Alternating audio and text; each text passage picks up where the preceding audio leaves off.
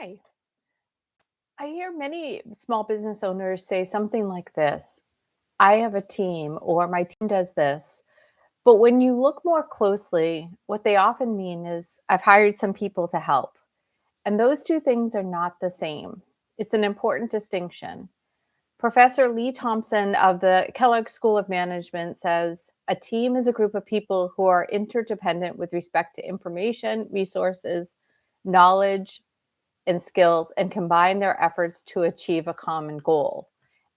In other words, a team depends on each other.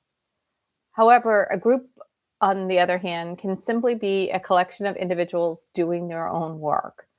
And in many small businesses, and especially in coaching businesses, they often have remote workers, contractors, or hourly staff.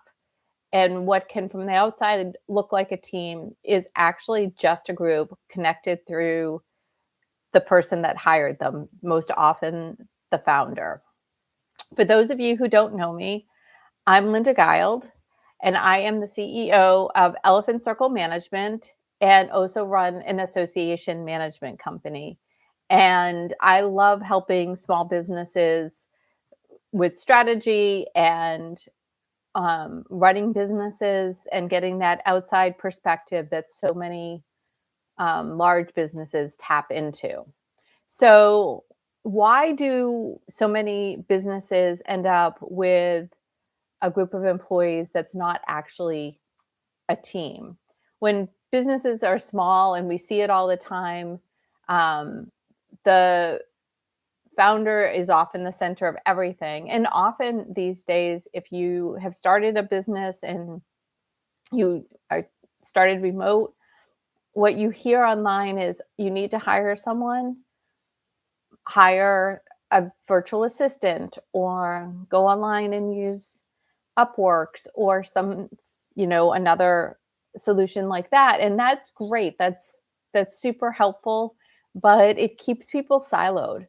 And so what happens is all the questions are routing through that key individual, as I said, very often you, the founder, and the knowledge is either held by the founder or the individual that's working. It's not cross pollinated. The team, because it's not it's individuals and not a team, they're not actually sharing information.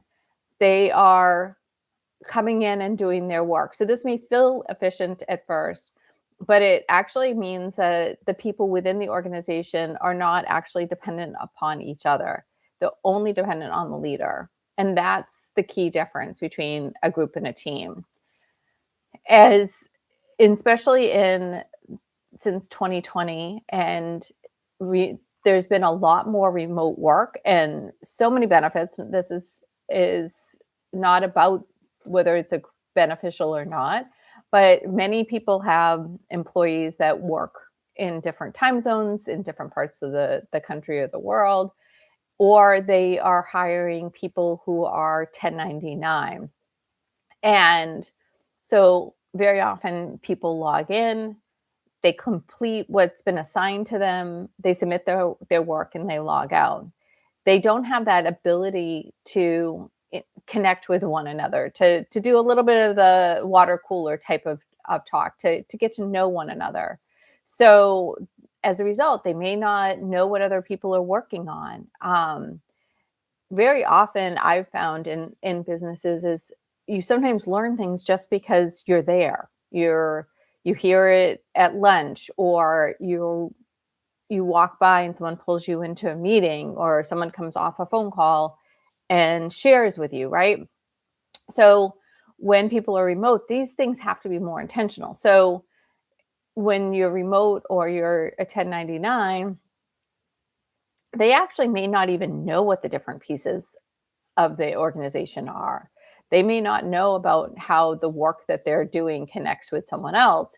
And so without that intentional design, the company becomes a group of specialists that are working in parallel or in silos rather than a team working together. So what are some signs that you actually have a group, not a team? So some of the things that often show up is one person, the founder, the CEO, is the person with the knowledge that has to share information between the teams or between the individuals that have been hired. And they may not, if two people in the group need to communicate, oftentimes they are going through that key person, the founder, to set up the calls. They may not even know each other. Um, so no one has sat down and had the group exchange their background information.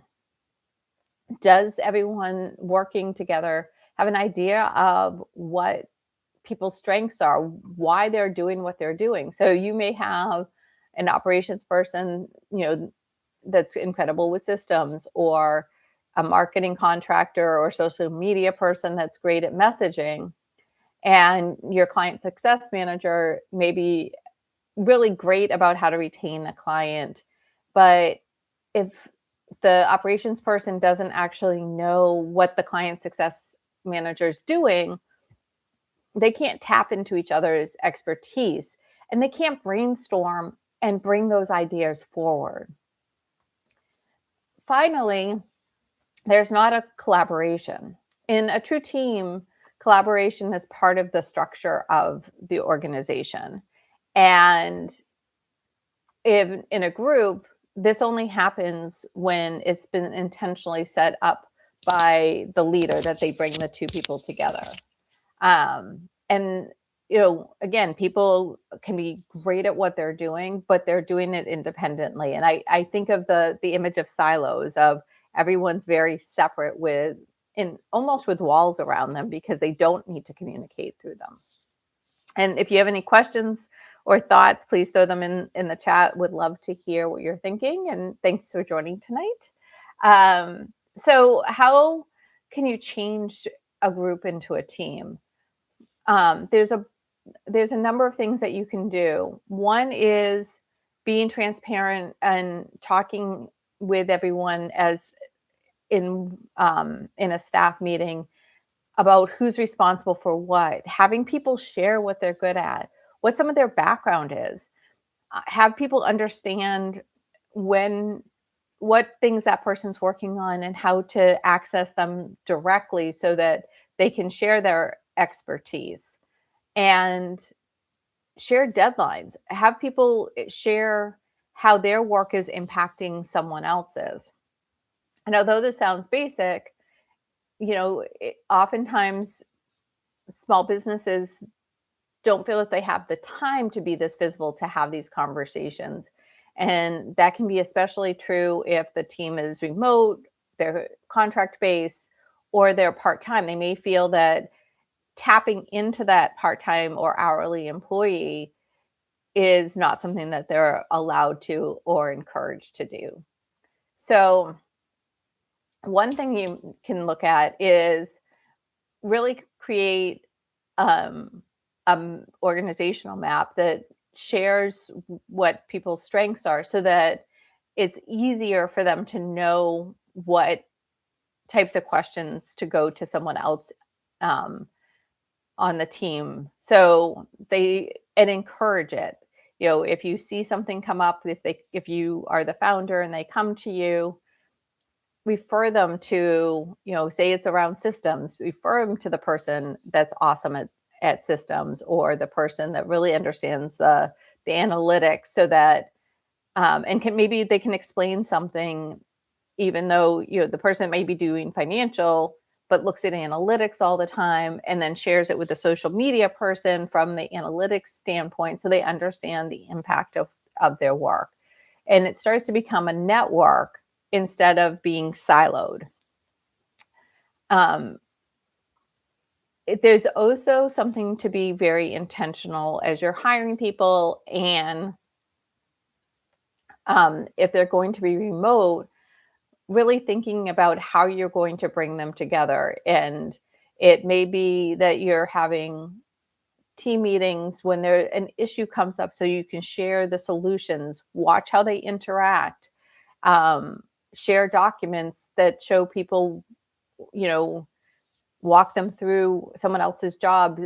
There's a lot of the large companies that will encourage their employees to try someone else's job so that they understand the impact in the company. So help them to learn from one another, not just the person that hired them. And when this happens, what you find is problems are solved faster. People have fewer questions. There's a sense of belonging. The team becomes interdependent. And it brings us back to the thought that a team is a group of people who depend on each other's knowledge, resources, and skills to achieve a common goal.